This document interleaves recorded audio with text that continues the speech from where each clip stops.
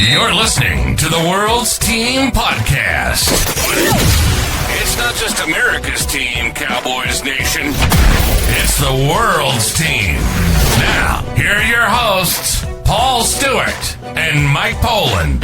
How about them Cowboys? What's up, Cowboys Nation? Welcome to the World's Team Podcast, brought to you by the Believe Network, powered by the FanDuel Sportsbook, and sponsored by Cowboys Experience for stadium tours, meet and greets. Be sure to go to www.cowboysexperience.com and use the discount code World's Team 2025. Well, I don't know about you. Mate. Normally, I would just fly in and bring you in introductions, but I think after that performance, it sucks. But as everyone knows by now, this is an instant reaction. The Dallas Cowboys fall short 31-14, but it feels a hell of a lot worse than that, Mike. Yeah, I mean, let's discount the fact that Diggs went out, Lamb went out, Kenny Clark got injured. Yep. I mean, let's discount those things. And don't forget Joe Milton was brought in at last minute. At the end. Yeah, I mean, that was the give up because, what's the point in keeping Dak in there after the day you've had? But 4 turnovers on the day. But, I mean, what really killed it, being 24-14 down at the half isn't good. But the drive where the Bears sucked nearly 10 minutes out of the third quarter. Yeah, I mean, that was just the nail in the coffin. At that point, you're just like, there we go.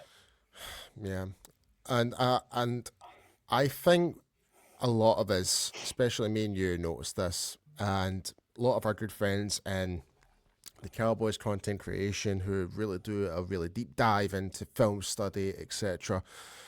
Our pass rush was pretty much not getting to Caleb Williams at all, and it really jeopardized our secondary, which everyone keeps mentioning. Our zone coverage is just non-existent. We were torn apart, mate. We were torn apart. I mean, right, I'm going to be sarcastic in a moment, but you're playing this deep, heavy zone defense in the secondary. Okay, if that's the way you want to go, it's potatoes. You're going to do that. What has to happen then is up front, you have to generate a lot of pressure because what you're doing is you're letting the wide receivers get free runway in the hope that the pressure gets the quarterback to create mistakes, and your secondary is back there to be able to just knock away anything that's coming your way because the quarterback hasn't got time. So when there's zero pressure getting up front, what you have is you have nothing into the quarterback, all the time in the world to throw, to find his wide receivers wide open with all this space. And so it just becomes easy pickings. The irony is there was a guy on this roster that we almost started the season with that would have been ideal in that situation. And here we are. And the irony is we've got Green Bay next week, and that very guy I'm talking about is stepping right back into AT&T Stadium. In some ways, yes, I agree with you, but at the same time, I don't look at how Micah Parsons performed against the Cleveland Browns today. It was ineffective. Green Bay was ineffective. That entire team. But just because Micah Parsons was ineffective doesn't mean to say about him being with us would have changed the game. Let's be honest, Mike. We need to be honest here. Yeah, Micah Parsons can be a difference maker, but I don't think having Micah Parsons on this team would still be inevitable. I think we still would have lost if that was the case, if I'm being honest. I'm not entirely sure. I mean, look, the issue you've got is that week 1, we pay Jalen Hurts, has a career day. Russell Wilson comes in the following week, has a career day since leaving Seattle. Caleb Williams comes in here today, has actually set career records for himself. The drive I just spoke about that the Bears had in the third quarter is their longest drive in terms of time since 2009. God, so offense. So you're talking about since Jay Cutler? Yeah. Oh my God. Yeah. So I mean, like pre Jay Cutler. So like you think like these quarterbacks are just coming in and having a whale of a time. And the issue is then what the reverse happens is the one thing that the Cowboys are actually currently good at, which is running the ball. Because Javonte Williams was a bright spark for this offense. I mean, that is Fantastic. that was the positive with this game. Like Williams to me has solidified himself being that bell cow Mm, for the Cowboys. He has, yeah. but it seemed like after like that 8 minute drive, wherever it was from Chicago, it kind of really dampened the urgency from the offense ever so slightly. And one thing I will add, Mike, I am sick of these pass check passes to Ferguson, like screen passes. That annoyed me so much. We're like third and long, and we're passing at screen Yeah. passes. What on It's earth are we doing? it was a lot of dump offs and underneath throws for definite. But the issue was is the play calling went soft once Lamb because Lamb had gone out. The one thing I will say about that is I even put it on Twitter before the play even happened, and I was like, "Why is Lamb in the backfield?" To me, that just screams red flag, danger zone all the way. Because running back, volatile position, you see it all the time. Why is he back there? You've got Javonte Williams. You don't need to put Lamb back there. And lo and behold, he gets rolled up on. And I mean, that ankle's twisted right round. I don't see the images. I mean, That his is legs going to this way be and his ankles. yeah, that's going to be swell up for at least a week. I don't think we see Lamb in next I week's game. I don't I as don't. well. I don't want to be preemptively predetermine everything because we do have a pre-game show, but I am not feeling confident at all going against Green Bay at home with Micah Parsons coming back, etc. And seeing how some parts of our offensive line did perform as well. I'm talking about Terrence Steele and Tyler Guyton. Very suspect in that regard. I mean, I have no problem with Tyler Booker, Tyler Smith, and Brock. Like Brock Hoffman, to me, I thought like did a really good steady job. I thought like he was actually showing a bit of urgency. Like he was trying to get in the faces of their defense. Like I'm trying to think of some positives from this game. I Like would tell you another two that were very positive as well was Hunter Lipke and Brevin Spanford.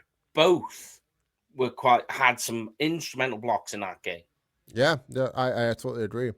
But let me just run through the stats right now, Mike. So Dak Prescott was 31 out of 40 for 251 yards with one touchdown and two interceptions. Then obviously Joe Milton comes in, makes 3 out of 5 passes for 41 yards with one interception, which basically just killed the game right at the end. Yeah. For our rushing, Javonte Williams, 10 carries for 76 yards. I mean, 7.6 yards per carry on average, which is a good shift, really, when you break it down that way. Yeah. And then they had to remove, unfortunately, him from the game because they had to move from the running game. Yeah. Miles Sanders, 9 carries for 41 yards, and Trevante Turpin, 1 carry for 4 yards. Now, the wide receiving core, Jake Ferguson, 13. Yeah, but here's the funny bit. Look at the yardage now. I know, 82 yards. It just doesn't add up, does it?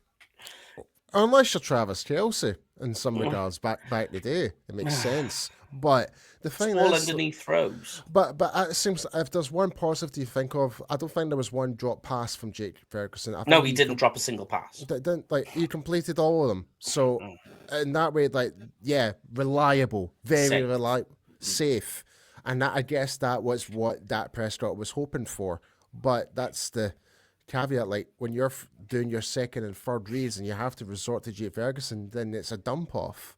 That's the problem. But also looking into the wide receivers, Josh Pickens, 5 catches for 68 yards with 1 touchdown. Yeah. Turpin, 2 for 64.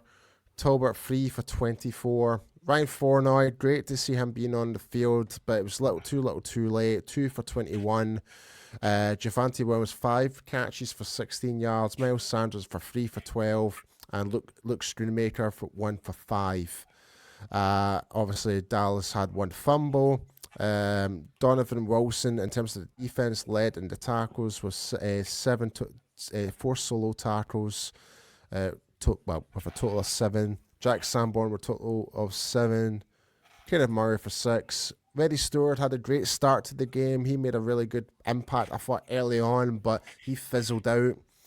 But yeah, man, like I don't want to go down the whole list of the defense, but we've got so much to work on.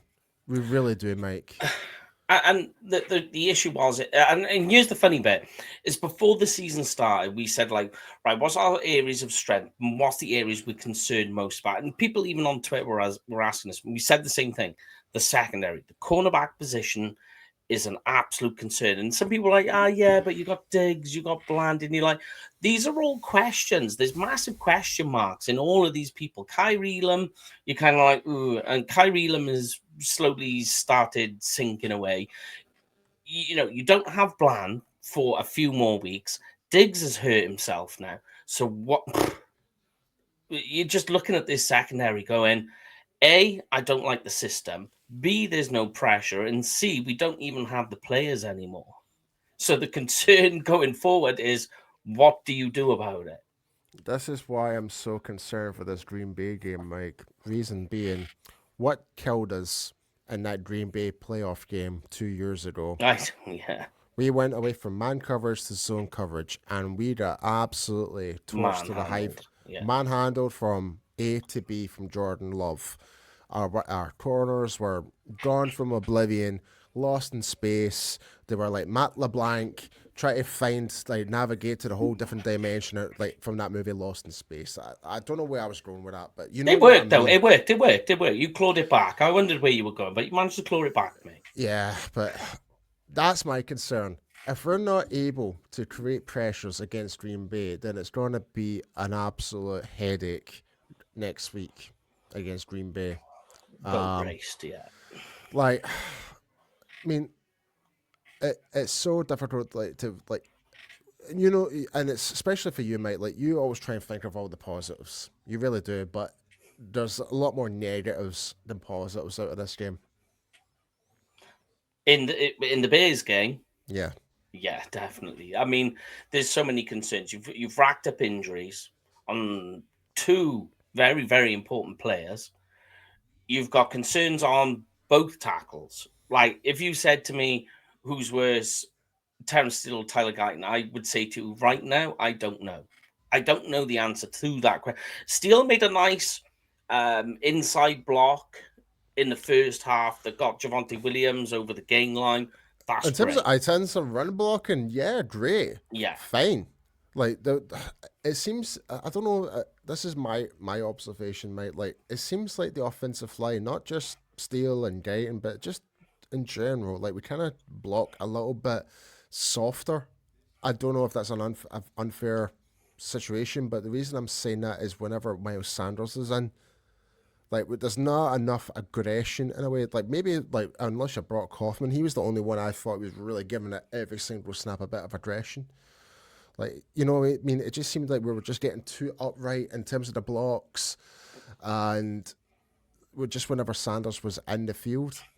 Like, but whenever Williams is on the field, yeah, we're go. We're trying to ram it down their throat. Like, it's just a small observation I just noticed there. And I'm just like... I think maybe more is because, if you think about it, Williams is hitting the A-gaps more than anything. So you're veering away from your tackles a lot more that way. Where Sanders is more you being outside zone runner. Although that shouldn't matter. It shouldn't matter. If you're running the ball, you should be smashing the mouth at that defense regardless. But I'm just saying because although Steele, it doesn't make much sense over because Steele is a good run blocker, but I'm just saying as in general that was just a small observation. Whenever I noticed whenever Sanders was in the field, the O-line was blocking, like, not softer, but it just didn't feel like there was enough purpose behind the blocks. And that's how we were getting, like, stood up, and we weren't gaining as much yardage. And this is nothing towards Sanders at all. Like, he was just hitting brick walls all the time.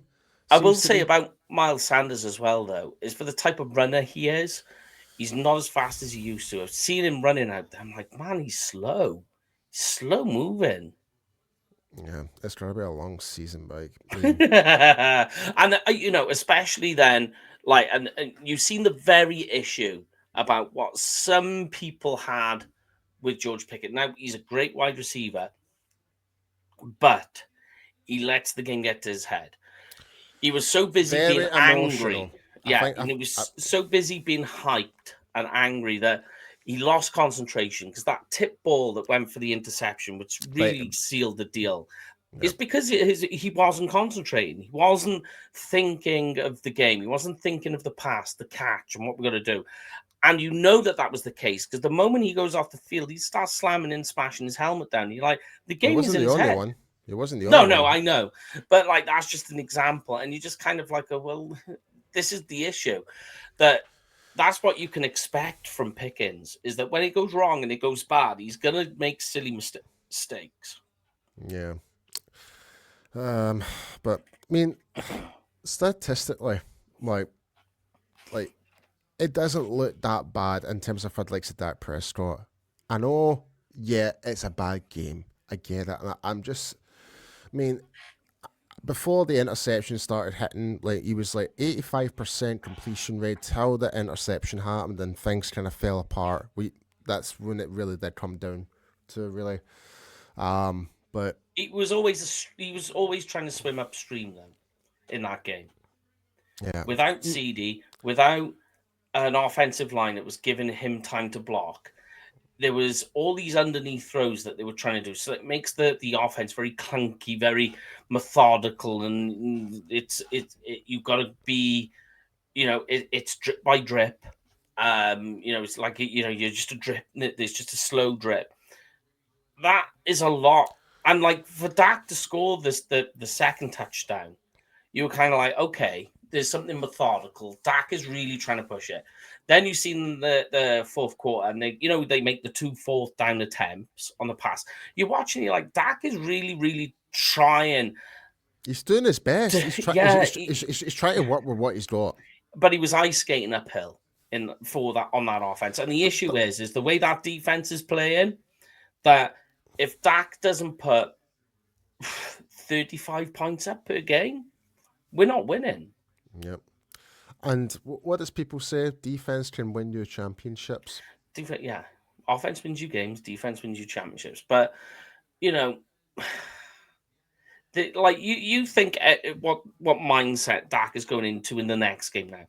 He's thinking to himself, right, if I'm not perfect and I don't march downfield on every drive and score, we're losing this game. That's a lot to put on people, on that person, And I think that's the thing, especially when it comes to our fan base, where it doesn't matter where you are in the world of Cowboys Nation, it's like Dak always will have his criticisms, but knowing the fact that our defense are not pulling their weight to help take the pressure off Dak, like, Dak is going to make more mistakes because everything's more on the line for him to. He's pushing that hard because now that Lamb's going to be out, Pickens is now acting up emotionally on the field. We're thrown to Tolbert. We're thrown to Turpin and record high for Jake Ferguson. That's not going to win you football games, but yet he's trying his best to try and keep us alive. And obviously, we kept him out the game in the fourth quarter to preserve him for Green Bay because we don't want to take any more chances. There was no point. The game's lost. The game was over. Yeah. The game was over. And, for the 3 out of 5 passes, there was 1 or 2 good things from Joe Milton. We got to see there was that pass to Span 4, but then it got called back because Guyton was down. It was a good play by Span. A great play by Span. It was, but again, penalties. Another thing that we are urging what to do, be way more disciplined, and be aware of where you are, whether you're eligible downfield, or jumping offside or holding. We need to really try and be better just as a whole football team. And I just think that yes, I agree with you on that. But I think the thing that really, really drastically needs changing the most is what Eberflus is trying to put together on that secondary. It just doesn't fit. It doesn't fit at all. I think this is why Jerry kind of made the decision to bring in Clowney as one way of kind of trying to hopefully someone that's a pass rushing. It's missing pressure for sure. Like, what I'm trying to say is like the reason bringing Clowney in, he's proven that he can get to the quarterback. That's what I'm trying to say. And if he can do that, then great. It might actually help make the zone defense actually work. I know it sounds crazy to say it because, like, and that's the thing, like, we can, like, dive into the individual mistakes, like Diggs and that first touchdown. He just got absolutely roasted massively. He did. I mean, he slipped. I don't care if he slips or not, but I was going to say, I'll give you the double-edged fork, if you like, on it. Is he slipped? But he slipped because if you notice, he's trying to jam a Dunze, but he's using his outside arm. So if you put your outside arm and you put all your weight on, and somebody spins or goes to go away, you're going to lose your footing, and that's what Dak did. That's what Diggs did. Use your inside arm. So then, if the guy tries to twist either way, you get momentum to go with them. You're on the outside arm, you're gonna slip and fall. That's what he did. Yeah, and other individual plays was Donovan Wilson, just completely unaware of the pass in the red zone. Like, obviously the pass rush didn't help, didn't get to Williams. Williams had all the time, and they were. I don't know who. I can't remember what the wide receiver it was. It was not the Luther Burden touchdown. It was the other one after that. It was right in the middle of the end zone. The one. Yeah, and I'm just like wide open space. I'm just like, is anyone like why aren't we doing like some type of man coverage, especially in red zone? Zone coverage in red zone, like, to me seems like maybe. I mean, I'm just speechless, Mike. I really am, and like I said, but yeah, folks, let us know what you think about the game. If you're watching on YouTube or Spotify or Apple Podcasts, be sure to let us know what you thought and what does the Cowboys need to do to get back on track. For me, like, we've got a lot to do. We need to get more on the defensive side of the ball where we need to get to the quarterback and actually create those turnovers a hell of a lot more. And yeah, we need everyone in the offense other than Lamb to really step up. Like, and with now Lamb most likely to be out, don't know how long. We don't know what the diagnosis is because as we said, we're just instantly reacting right after the game. But yeah, let us know your thoughts, folks. But yeah, 31-14 to the Chicago Bears, who outclassed us, outplayed us from every aspect of the ball, pretty much. And yeah, that we got our butts kicked pretty much, Mike. We really did. We did. So now we will be back on before next weekend. Yep. Get ready to talk about Green Bay. Whoop-a-doo! On to Green Bay, sir. Yeah. We'll see if we can try and bring a special guest to try and liven the spirits up a little bit. See what we can do. I'll see if I can actually might reach out to our friend Frankie from Germany. I believe he might be going to that game. Nice. Okay. So I might see if he's available. So to represent our good friends of Cowboy Nation in Germany. So, yeah, boy. But yes, folks, be sure to hit that like button, subscribe to the channel, and send us some love. Follow us on our social platforms. Go and check out the short clips and etc. etc. But before we do go, Mike, any last thoughts? Brandon Aubrey is still the man. Despite he was only limited to one touchdown, two touchdowns? Two field goals. Two field goals and a P. Yeah, two field goals. I don't even remember how it was scored. Yeah, because they got the 2-point conversion, so he didn't go into the. Yeah. So. Yeah. two field goals, a touchdown, and a 2-point conversion. 14. My God. Yeah. One touchdown in this game, folks. It's not good enough. It's not good enough. And hopefully Brian Schottenheimer and his coaching staff can actually take a deep look at that loss and just get ready for what's coming in next week back home at AT&T Stadium with the Micah Parsons coming home party, pretty much. The Micah Parsons versus Kenny Clark party. I'm just not. I'm definitely going to be watching that game with a towel over my head, I think. I'll have it with a whiskey. But then again, Mike, if the Browns can do it, I'm sure we can. And you never know, like that heart and that fire that we saw in week 1 against the Eagles, it may come back. There's always this one game early in the season for the Cowboys where they're supposed to win heavily and they always falter. That's the thing. Like, we were favorites to win this game. We were favorites to win against the Giants. Just win that game.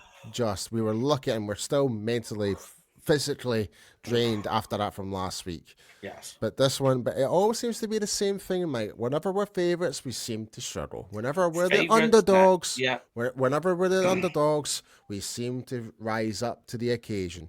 But even though, like, we were, like, underdogs against the Eagles, that was still our best performance by far. So far this season, that was their best. And that was a loss. So I'm still kind of like disoriented of where we are right now. That's the thing. So, yeah.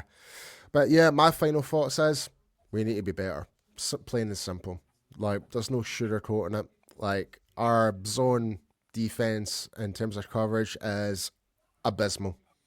There's no sugarcoating it. I just hope on the plane home, all the guys will have a deep look and really like get their act together, because we're going to be in for a hell of a ride when it comes next week against Green Bay. But that's it, folks. That's our instant reaction to the Cowboys' loss to the Chicago Bulls, 31-14. Chicago Bulls? Bulls? Oh my God. Chicago Bears, my God.